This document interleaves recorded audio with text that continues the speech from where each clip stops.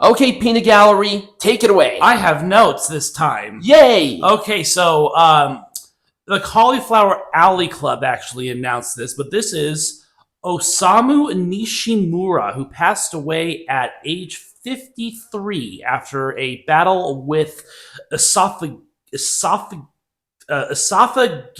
cancer, which spread to his brain. What is esophageal cancer? It's cancer in the esophagus. That's what I thought. I don't know why. Shinsei Nakamura also tweeted something about this.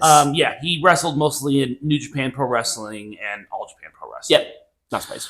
Sabu is officially going to be retiring at Spring Break 9, which is GCW's one of their flagship events. He's facing Janela, isn't he? Yes, he is. That's it is scheduled for Saturday, April 18th.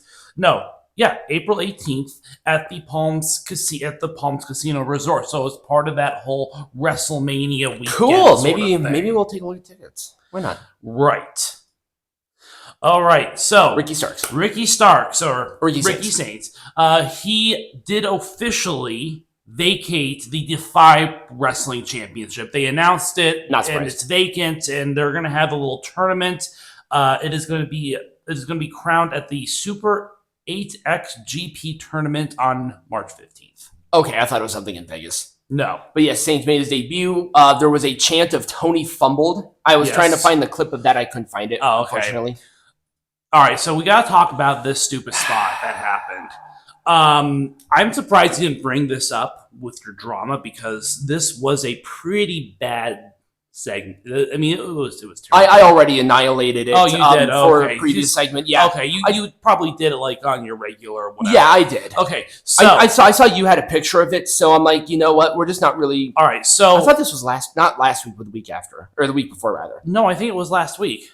I could be wrong. Anyway. Yeah. Anyways, so if you don't know the spot, essentially, like it was very bad. It was a very botched sort of. So Rosa came in with the chair, and Bane did not move. Right. Rosa swung the chair, but Bane still did not move, and she didn't want to hit her.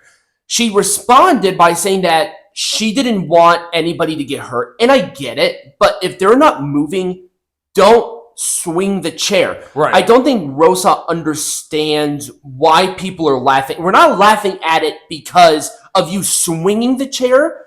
We're laughing at it. There is clearly no communication here with anybody. And that is essentially what Thunder Rosa did say later on. So when she did an interview later on, she said essentially there was no communication. Yeah, because they don't have fucking production meetings. Yeah. They're just going out there and doing shit. Yep. And that's in this is the consequence. Yep. You get this shit. Yep. So Kofi Kingston has been battling some demons. Not Eddie Kingston, you mean? Yeah, Eddie Kingston. Eddie Kingston, not Kofi. This is clearly not a black man.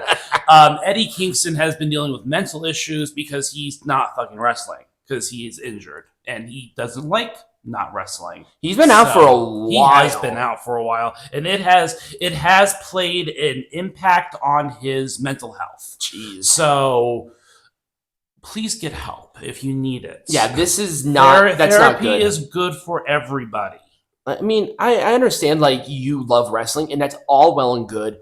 But when you get to that point, you have a deeper seated issue that you definitely have to resolve. Yeah, I'm not an armchair psychologist or anything like that. No, I mean, he's going to be okay. It's just taking a toll on him mentally, so just keep him in your thoughts. I just wonder if it's him not being able to do anything. Yeah, maybe it's not necessarily wrestling, but right. It's I wonder if it's probably some sort of work. Like when you're not working, you kind of feel useless. I think that's how he feels. Well, especially with a leg injury. What else can you do? At least with an arm injury or something else, you can do other things. Right.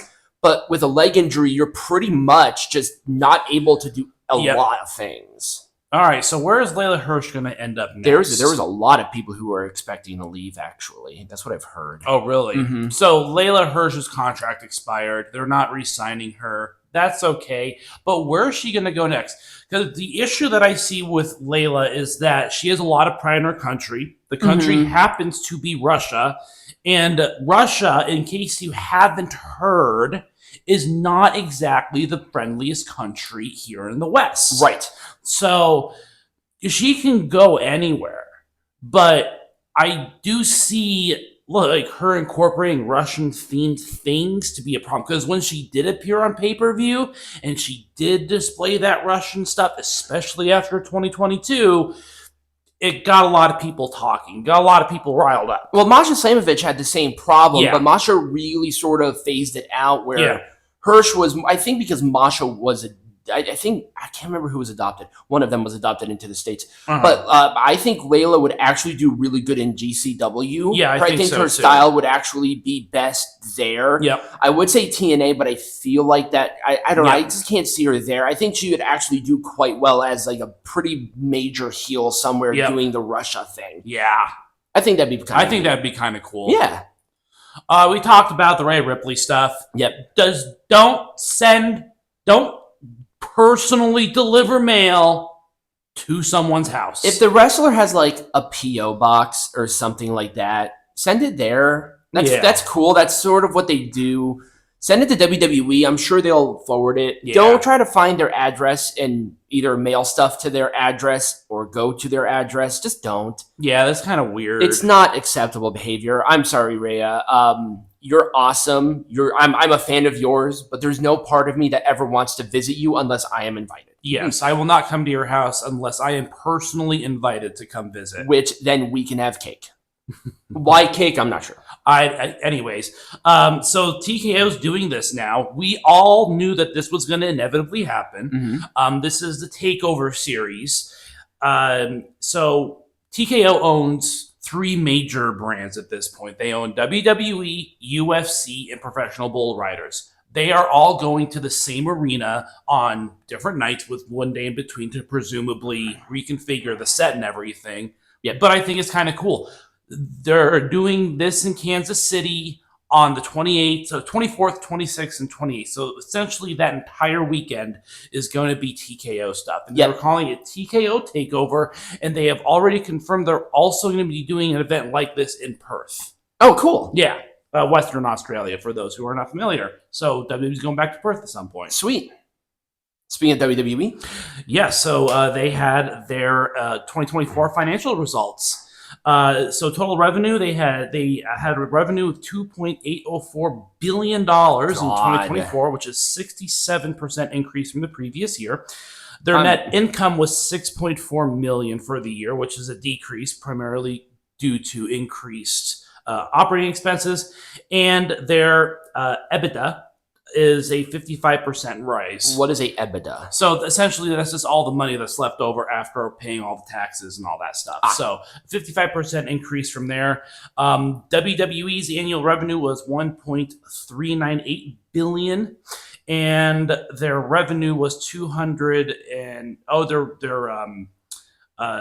UFC's was $1.406 billion. So they're doing pretty good. Good things all the way around. Good things all the way around for WWE and for UFC and for Professional Bull Riders. All right, so Saudi Arabia. WWE is only doing 1 Saudi Arabian event this year, but they're going to do 3 next year because of the inclusion of the Royal Rumble. Okay. So a lot more WWE in Saudi Arabia. People, get over it. Yeah. I see a lot of people complaining about it. It's like, do you not realize how many, I mean, the $55 million paycheck that comes in after these events are no small change. Yeah, I mean, they're putting a lot of money into this Riyadh season thing. Yep. They have a lot of other sports. I think they're even talking with the NFL to do stuff there. They have PGA under their wing now because they bought PGA. Yep. UFC has been there. Yeah, UFC's been going to, they've been going over there for decades. And it's part of their grand strategy to get away from oil, even though they're so cripplingly dependent on it. But hey, we're not a geopolitics video. If you really want that, just go somewhere else. Yep. Okay. So Stephanie McMahon is more or less reintegrating herself into the WWE. So she has made appearances at major events. She has a new show, which is Stephanie's Places. Just And like we've talked Peyton's, about it. just like Peyton's Places, but Yep, with on wrestling. ESPN. And now she is starting a WWE sponsored podcast. Okay. And so yeah, that's what's going on. So she says that she was leaving, but it turns out that She was not going to leave. She wasn't going to leave. She was temporarily out of there. With Triple H in the helm, you knew that she was going to come back at some point in time, right? Yep. Okay, so WWE Evolve, which is premiering like in a couple of days. Yep, on the 5th. The announced team has been confirmed. It is going to be Mr. Stone, and it is going to be Pete Rosenberg as play-by-play. Interesting. So Pete Rosenberg is making his debut.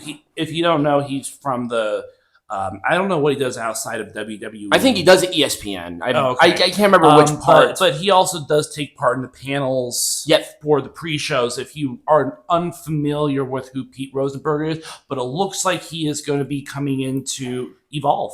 But Mr. Stone is going to be doing that. Very interesting. I wonder if he's doing some sort of training with them too, because Evolve is essentially going to be a less experienced NXT. And it's probably going to get more views than AEW. Well, it's on Tubi. Yeah, do you know how many houses that Tubi has? Well, Tubi has a lot. Well, Tubi's also an app, and they're owned by Fox. Yeah, and Tubi's also free. Right.